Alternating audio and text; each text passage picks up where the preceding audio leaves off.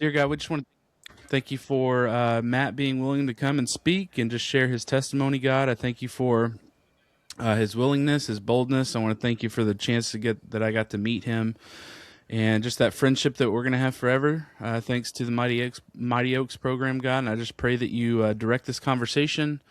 God, let it be glorifying to you. Let your words be said, not ours. And just let us be transparent and let you shine through us. In your name we pray. Amen. Amen. All right, guys. Well, welcome to the Dad Shift. Today we have a friend of mine. His name is Matt. He's a dispatcher for Otsego County. Is that how you say it, bud? Otsego. Otsego. I heard it Otsego. way wrong. You know, it's Okay. funny. Sometimes I say it fast when I'm on the phone, and they're like, Otsego? No, Otsego. Yeah. I got to remember to slow it down. So he's a dispatcher for Otsego County, and I love to share testimonies. I kind of got that from one of my other buddies that has a channel. And kind of like I said in the prayer, I met Matt through Mighty Oaks, which we'll talk about that a little bit later in the interview as well. But I wanted to hear the dispatcher's side. So just, being on the fire side, we just hear you through the radio. So I don't really know what it's like in there. And you've actually worked both, so you have a unique perspective. But yeah, Matt, just tell us a little bit, where you live, what you do, background, hobbies, that kind of stuff. Yeah. So first off, thanks for having me. Absolutely. I've been looking forward to this. Second, I live in upstate New York. If anybody's heard of the Baseball Hall of Fame, that's about where I'm at. Cooperstown, New York. Okay. Yeah.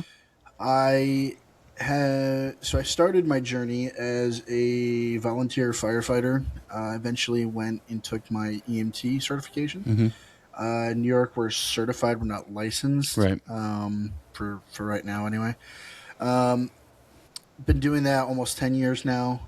And in 2018, I decided to take that a step further, and I became a 911 dispatcher. That has been the most crazy, awesome, not awesome job I've ever had. Yeah. Every day is different. I absolutely love it. Today, I mean, there's good days, there's bad days, but I've so thankful that I work for such a great agency. I work with a good group of people, and every day is different, and it's what keeps the job fun. A little bit about my background. All right, so I'm 28. I'm obsessed with history and aviation. Nice. And astronomy as well, dude. I could talk to you about black holes all day. So we'll get into that. As I say, what are your thoughts on this whole moon stuff? But we'll get into that later too. Oh, dude. Oh, the whole the whole Artemis mission, Yeah. man. I was on my seat. I mean, every day. Yeah. I feel like I never put my phone down. I was tuning into the live broadcast from NASA. I don't know if you've ever seen the movie Apollo 13. Oh yeah, of course. But watching the splashdown the other day made me feel like I was a kid watching the movie again. It was just so cool. But my hobbies, yeah, no, I ride a motorcycle. Mm-hmm. Kind of the craziest decision I ever decided to do, but they call it wind therapy, Yeah. and Yeah. it really is therapeutic.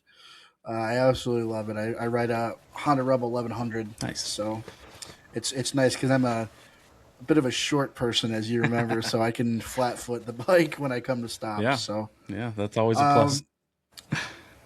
Yeah. I'm a big World War II fanatic. Love learning about that. Dispatching. So, I had always been interested in the radio aspect. When I was, like I said, I started out as a volunteer firefighter, Mm-hmm. but then I worked commercial EMS for a little bit. Was always interested in the 911 aspects of what goes on at the dispatch center. So that's kind of, I did a sit in because I actually knew the director of our center previously. Did a sit in and immediately was like, yeah, no, this is definitely where I want to be. So I took a little bit. I applied and finally got an offer, and here we are, almost 8 years later, and I'm now what they call a senior dispatcher, so it's like equivalent to a sergeant position. Nice. I run the I run the day shift, which is really Mm-hmm. cool. There's five of us, all male crew, which is pretty cool. Um, we have a ton of females that work there, Yeah. but it's kind of the way that the schedule worked out this year, which is interesting. I thought So do so. y'all do 3 shifts or Yeah, 2? so we do three. So there's so there's A line, which is 11 p.m. to 7 a.m. B line, which is me, which is 7 a.m. to 3 p.m. And then C line, which is where all the action's at. That's 3 p.m. to 11 Yeah, p.m. you kind of got the prime Um, spot there. yeah, dude, that's where all the action happens, and I kind of miss it, but I don't miss the Yeah, hours. yeah. Well, that's awesome. So I want to know a little bit. I mean, since you do have that volunteer experience, like, what would you say are some of the similarities, and what are some of the differences as far as fireside versus dispatching goes, if you don't mind? Yeah, so there's a lot of similarities, but yet there's a lot of differences. Right. I would say the knowledge. Mm-hmm. I mean, just learning the CAD system. I always tell my trainees is like learning a different language. Mm-hmm. We use InMotion Okay. CAD through Mobile Tech, and we're moving to Tyler CAD in the fall, which is going to have the new uh, next Gen 911 and the Rapid SOS, which I'm really looking forward to. Apparently, there's new technology with it where they can when it takes. Are you familiar with Rapid I SOS? am not actually, but So I'm not either. I've never used it, but my buddy who works for the county that borders to the south of us, Delaware County, he says apparently there's new technology coming out because right now if we have phase two, we can get a ping. It'll actually like triangulate with its cell towers and give us a relative confidence factor. Apparently, with this next gen rapid SOS stuff, it'll actually be able to tell what floor a person is calling from in the building, which is really yeah, cool. that's super useful. Yeah. So, differences, I mean, similarities. I mean, we all use the radio, we all use protocols. But differences, I think that there are some times where dispatch sees the bigger picture, and people tend to forget that. Not, you know, but then it can go both ways because, let's say a fire chief is on scene and asks for something. He's there, I'm not, right? So it's my job to get him what he needs. But at the same time, there's almost that has to be that balance between the two of us that hey chief, that's great, but maybe this would work a little bit better Mm-hmm. because you're over here. So there's a lot of similarities, but there's a lot of differences. Yeah. I Well, could and I go would on and on and imagine on, but I'll working leave it at both that. sides, like that kind of gives you a little bit of a unique perspective. It's one of those like I've never been on the dispatch side, other than being in the center and seeing it. I've never worked it. So like you said, it's one of those you get to see a unique perspective being on both sides. Like you said, you can kind of say, "Hey, maybe this would be a good idea," without having to step on toes and stuff like that. So that's really cool. And I would imagine I mean, y'all really truly are. I mean, in the sense, the first responder, y'all are the ones getting the call before we do. We don't get the call until y'all tone us out. So it's up to y'all to determine, Yeah, the what code it is and that kind of stuff. yeah, and I'll just really quickly add, I think that that's one of the big differences is that we're not there physically, Mm-hmm. but we are there emotionally, and we're there on the phone. And I mean, I've had calls where you know uh, it's just everything's gone south, Yeah. right? And it's just you and the caller. Yeah. And I've talked people out of suicide. I've Mm-hmm. talked people through CPR. Yeah. Childbirth. I just had one the other day.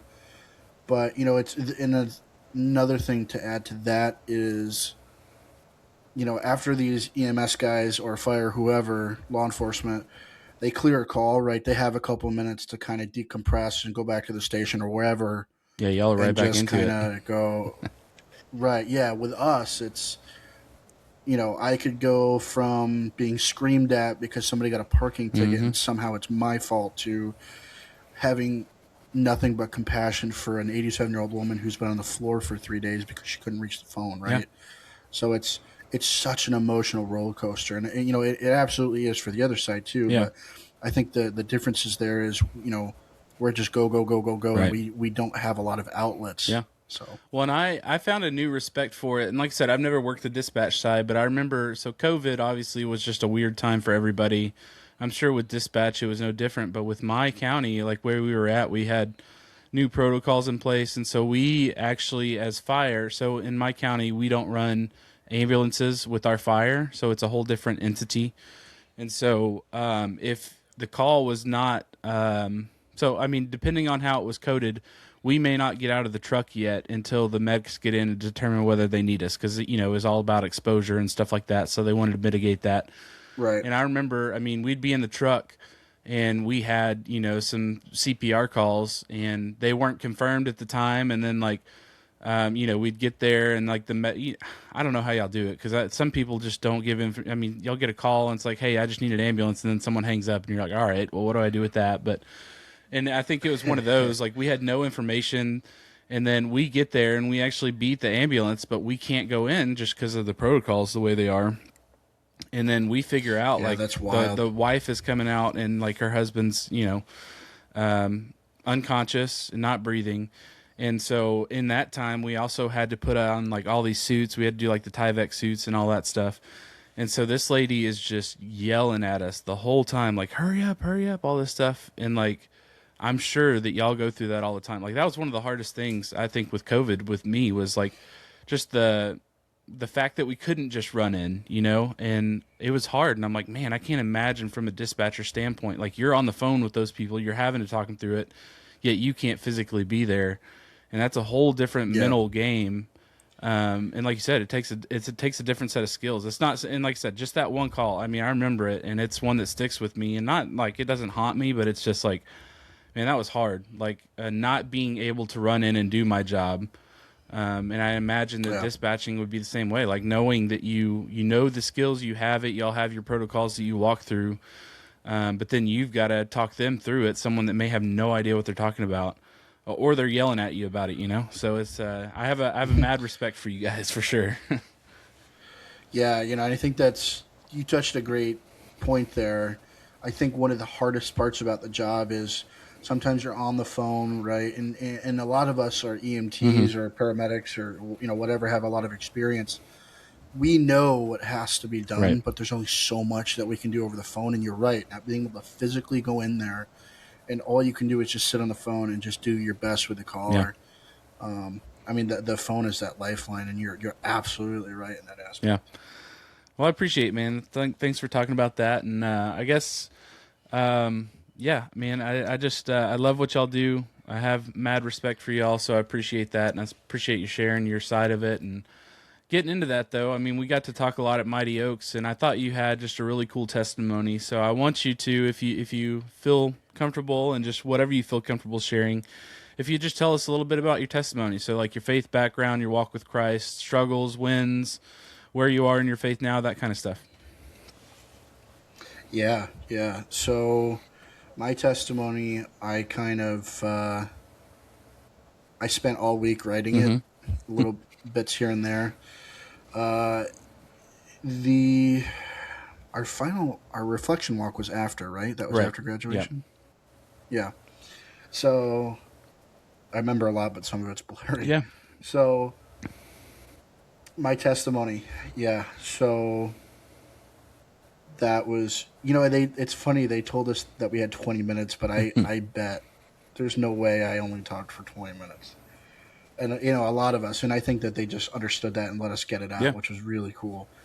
But my testimony, so yeah, I started basically from where everything started. Mm-hmm.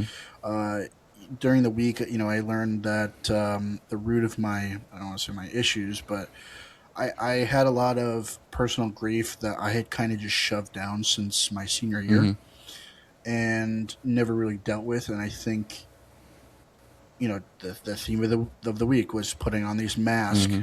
masks that we were, you know, we're showing the world who we want them to see versus who we really are. Absolutely. And, you know, in my testimony, you know, I spoke about how I had some really bad calls about the experience with my dad and things like Mm-hmm. that. And it's funny, you know, the entire week I was as excited as I was also dreading Yeah. it. And by the end of the week, when we actually gave the testimonies, I had felt so connected to you guys Mm-hmm. that when I got up there, I mean, all the nervousness just left. I mean, it was really like I was talking to my Yeah. brothers, and it's so amazing because just what 4 or 5 days earlier, we had all been Yeah. strangers. No kidding. We were all nervous about coming in. Yeah, you know, we are just surrounded by this bubble of acceptance and love, and my testimony was, I mean, it was really difficult for me to get out, Mm-hmm. but I'm so thankful that I did, and I ended up writing it down. I know if you remember, I read it off my Yeah. phone just so I wouldn't ramble on and stuff. But my faith background, yeah. So I'm raised Mm-hmm. Lutheran, and you know we're pretty simple Lutheran. You know, we don't do the whole holy water stuff. We come to church, we sit down, confess our sins, sing a couple hymns, do communion, then go to coffee Yep. hour. It's pretty simple, but at the same time, you know, I don't think simplicity is a measurement based on your faith, Right. and I think in the last couple of years, I was really struggling, especially at the end of last year. And I have really leaned on my faith. And my walk with Christ has only been strengthened by this. And I don't know if you've seen the show Nightfall. I have not. It's a show on Netflix. It's a really good show. Check it out if you're looking for something to watch. It's about the Knights Templar. Okay. Yeah. The guy who plays Luke Skywalker's in it. Oh yeah. Yeah. I can't remember his name. Yeah, but anyway, there's a scene in the show where this knight goes off. I won't, you know, I don't want to spoil it, but this knight goes off and has lost all of his faith. Basically, goes to fight the enemy to die, right? Mm-hmm. And this other knight comes in and rescues him, and just looks at him and he says, God has abandoned me, so why should I care if I live or die? Mm. And the other knight looks at him and goes, when you have nothing to hold on to your faith. Mm. And those words have really stuck with me, especially this last couple of years. Yeah. My walk with Christ not been an easy one. Mm-hmm. I lost faith, but in my losing faith, I also found it again, right? Yeah. And there's a poem called "Footprints in the Sand," and I don't know if you are familiar Yeah. with it. Yeah, when the guy looked back on his life, why did you abandon me? No, my son. It was then that I carried you. Yep. And when people say walk with Christ, that's what I think about, those footprints in the sand on the beach, knowing that he's there with you every step of the way. Mm-hmm. We're not going to win every battle. Yeah. The enemy is always out there trying to get you to slip up, but that's why it's so important to pray on things.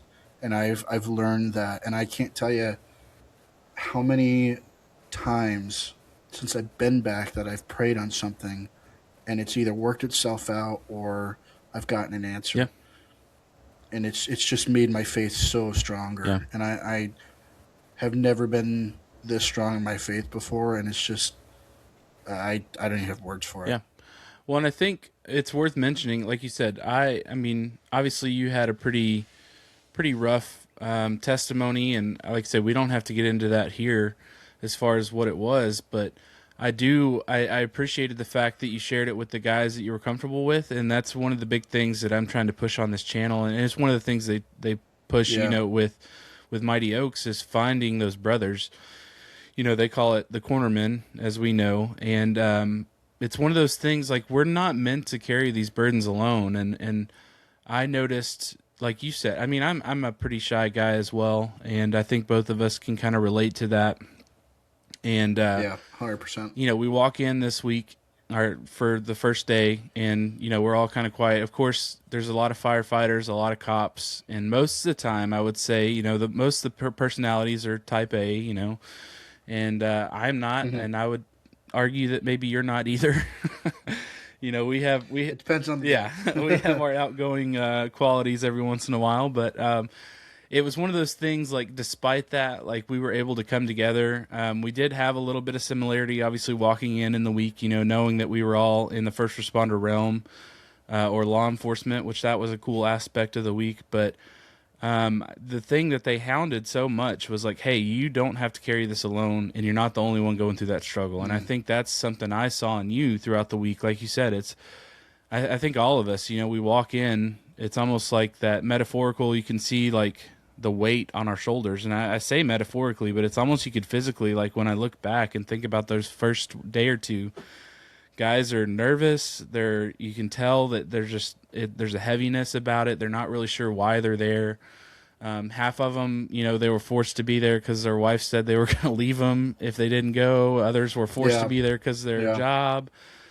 Some of us chose and found it somehow, just by faith. And it's just one of those things, like, we didn't know what we were getting into. But by the end of the week, you can see everyone's happy. We're all celebrating. They have a really cool ceremony, which, I think we need to leave. We talk about it. It's not a secrecy aspect. It's more so we want you to experience it for yourself.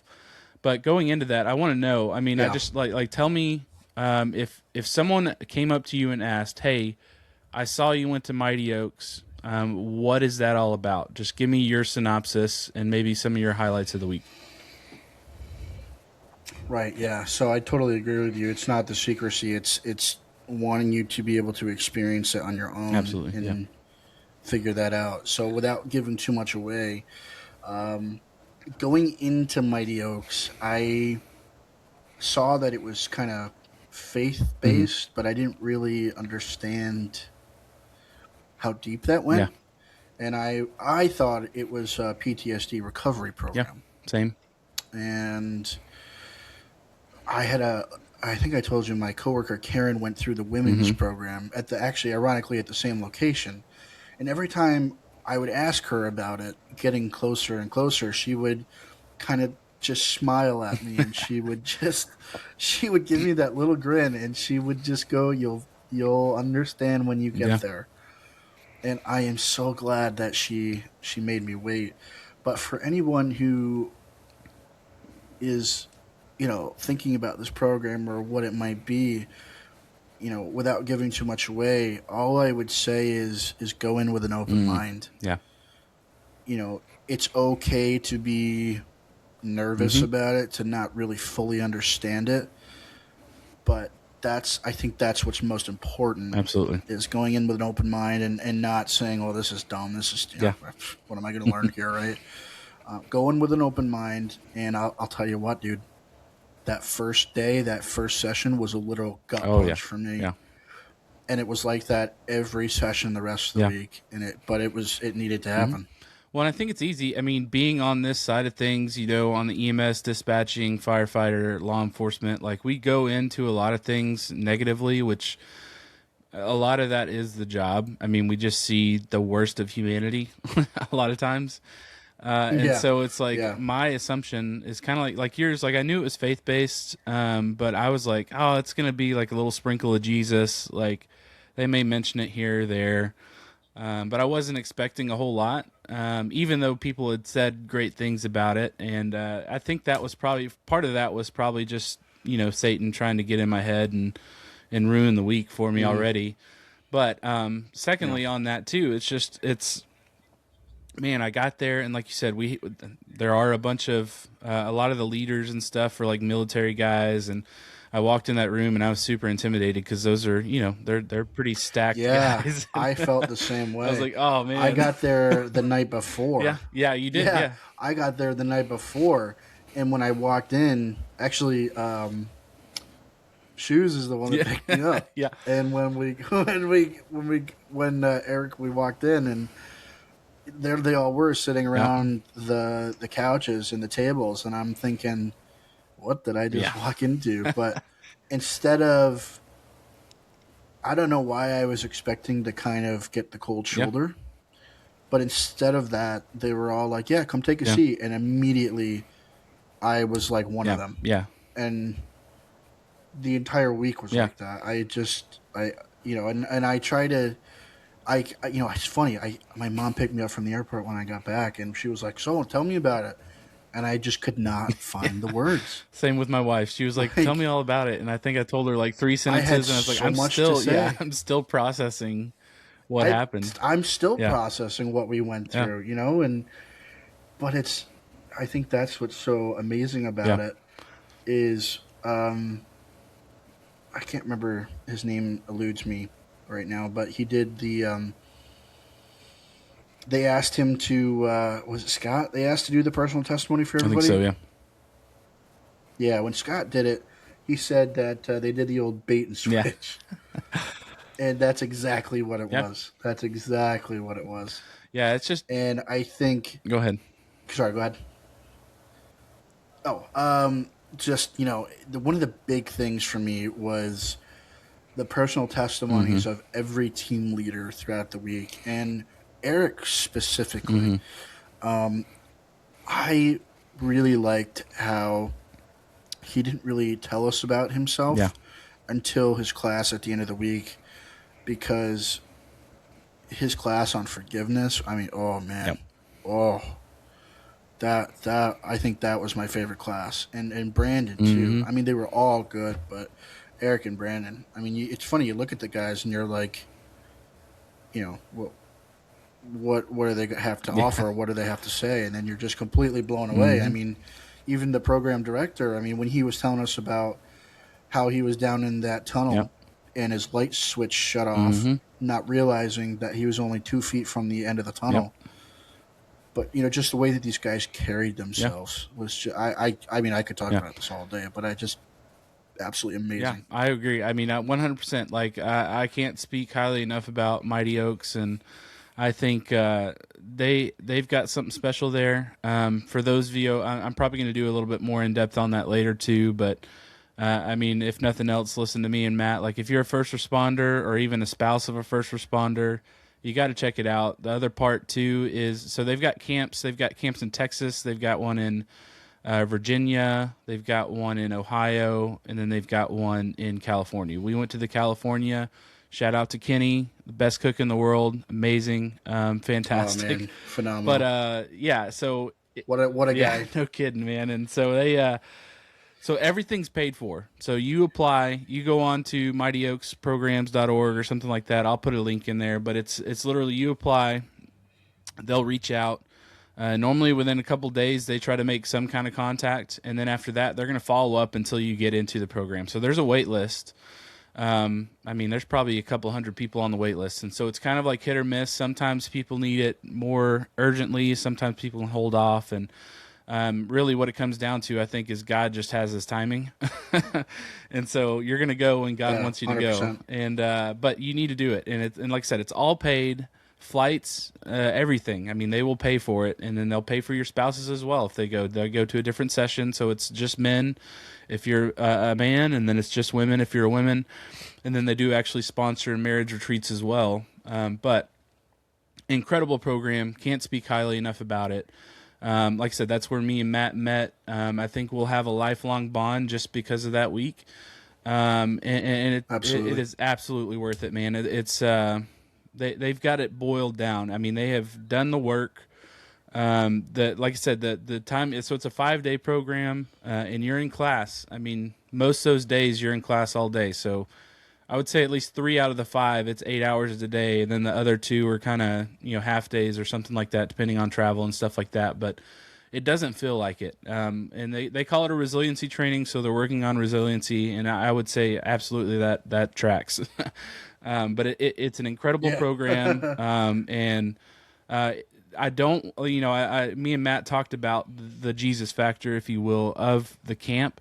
But if you're not a believer, don't let that stop you, because I would bet. I mean, we talked with most of the guys in our group, but I'm sure there's some that weren't truly believers, and I felt like that was never an issue. And it's one of those things that Never. guys are going to talk to you either way.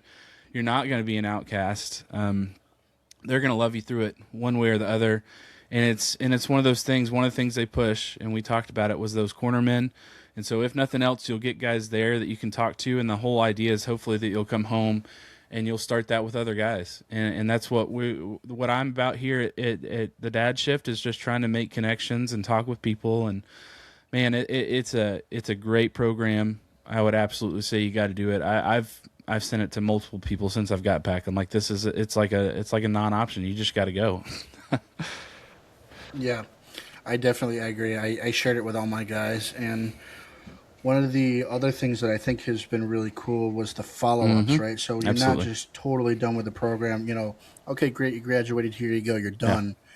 It's the program Yeah. counselor, quote unquote chaplain, whatever you wanted to call him, Dan.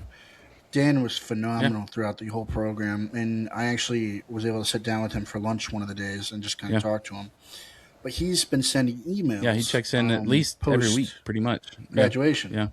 Yeah, every week. Yeah, and it's been great talking with him, and he's kind of answered any questions that I've had and some ways to deal with other things that I've been going through. And but yeah, no, dude, this program, like you said, just don't even think about it. Just Yeah. sign up for it, and don't let the faith factor stop you Yeah. if that's something that you're worried about, because that is something that they stress. Faith is a big part of the program, but at the same time, there's so much other important lessons in there. Yeah, well, and I'd even argue most of So our leaders. So the leaders, team leads, they've all been through the program, so they're required to go through the Mighty Oaks Resiliency Program, and then they have to do extra training in order to be a team leader, which normally includes being like an assistant team lead, and then going back a certain number of times. They've got to teach a class, that kind of stuff. So they're well trained. But I would even say from our session, there was at least 3 or 4 of the leaders that came into the program initially and weren't believers, and it changed their life, and like I say, I'm not guaranteeing Brandon was one of them, wasn't he? you're going to get saved out of it. I think that's the goal, but also in the same sense, like those guys were in some dark spots, and they got what they needed when they were there, and it's just an awesome program. Yeah. Like I say, me and Matt could sit here and talk about it. It's incredible. But for the sake of time, I do want to ask you a couple questions about dispatching, since you're from that unique perspective. So what advice would you give anyone considering a career in dispatching? So, dispatching is not for the faint of heart. Not to scare anyone away, but going into it, you can't just expect to be answering the radio or just like any kind of desk phone job, right? No, you're going to be there. If you screw up, people die. It's kind of like being an air traffic controller, right? If you screw up, people die. And that's not to deter anyone from the job, but a lot of people that we hire don't really get that. They're just like, oh, it's just I was looking for something different to try. It's like, no, you got to do it for the right reasons. The job is tough. Yeah. The job is really tough, and it's not so much the actual job duties. I mean, once you learn everything, the protocols, the CAD, the radio, I mean, that stuff is second nature, right? What's tough is day in and day out dealing with that stress, dealing with all of the bad calls, not getting a break. I mean, you're gonna have some really, really bad days, right? But you're gonna have some really, really good days. And thankfully, the good days outweigh the bad days. My biggest piece of advice would probably be, like anything else, go in with an open mind. Don't go in, even if you have prior experience, right? You're still at a new center. Right. Don't go in thinking that you know everything, because to this day, there's still times where I'll refer to one of my other coworkers, hey, what do you think about this? You might not always have the right answer, and that's okay. But whatever you do it confidently. Because if you're confident, callers are going to be confident, right? The emergency is not happening in the same room as you. So when people are calling, they're not having a good day. They're calling because they're at their worst. They need help. So for you to be that calm voice and guide them through that is so important. And it is so mentally rewarding. I can't tell you how many times where I've gone home with a smile on my face, just be like, or I'll text my mom. Right, I talk to my mom about everything, and I'll just be like, hey, um, I talked a guy out of hanging himself today. Yeah. Not to get too graphic, but or hey, I delivered an infant or an infant, excuse me, a baby over the phone, or Yeah. we had a successful CPR Yeah. save, or whatever the case may be. It's yeah, and you got to find ways to relieve the Yeah. stress too. You got to leave it at the door. You got to Hmm. find hobbies, but overall, it's such an amazing job. And if you really want it, go for it. There's, I think most of the jobs are civil Yeah. service jobs. Don't let that scare you away either. Those can be kind of intimidating, but centers will work Yeah. with you. So don't stress.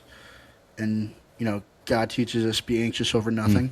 Amen. So go in with an open mind and just go all Yeah. for it. Man, I appreciate that. And I like what you said. We get to meet people on their worst day. And so whether that's Hmm. they stub their toe, or like you said, they're calling you to cuss you out because they got some ambulance bill or whatever it may be, something stupid. They're calling 911 because it's Right. the worst day of their life. Now, to us, when we see the stuff we see, we may not realize that or may not be on that same level, obviously. But being Christians and being filled with the Holy Spirit, like we have to treat every person with respect and love. And that's one thing that's hard. I imagine on the phone, on the phone side of it, dispatching side, that it's not any easier than it is with us. When we get that call at 3 a.m. for a stub toe, and you just be like, man, why did you call me? It's like, no, that's a chance Yeah. that we Yeah. have, to show the love of Christ. And we may not get to share the testimony with that person or share the gospel, but we can share God's love, regardless of, what protocols are. And that's always going to be recognized. So, Yeah, we just real quick, just to add to that, one of the guys on my emergency squad is really big in the mhm. faith, and we went to an elderly woman who was confused, kind of combative, just didn't know what was going on. She had like sundowners with Mhm. dementia, and for some reason, he was just the only one that could connect with her, and one of the family members was like, why do you do Mm. this? What what gives you, not kind of why, but Yeah, how? yeah. Right? Out of all the responders, Mhm. she's the one that you're the one that she gravitated towards. And he just perked a smile and he goes, because that's what Christ would Mm. do. Amen. And it puts, I'm just getting Yeah. emotional thinking about it, but it puts things into perspective. Absolutely, man. Well, that's awesome, man, and I really appreciate your time. I do have a couple just fun questions here to end out. So it could be Yeah. fire, EMS, dispatch side. I kind of want to know maybe what's one of your most unusual 911 calls, and then we'll go to the next one after you answer that one. Most unusual 911 calls. Man, I could. You could write a Jeez, book. if I had $1 for every time. Yeah, memoirs. Yeah. Most unusual 911 call. I would probably say I we we got a call from this guy who is got to be crazy. He lives in one of the remote towns in part of our Hmm. county, and he called and he said, I think the CIA, was it the CIA or FBI? I think it was the CIA, has an underwater base in his backyard pond. Nice. And we're like, well, why? And he goes, well, I see there's lights in my pond. I look like a spaceship, right? And he's like, I got my rifle and I'm going to go, I will defend myself. And I'm like, well, let's put that down so when the troopers get there, there's no Yep. misunderstandings.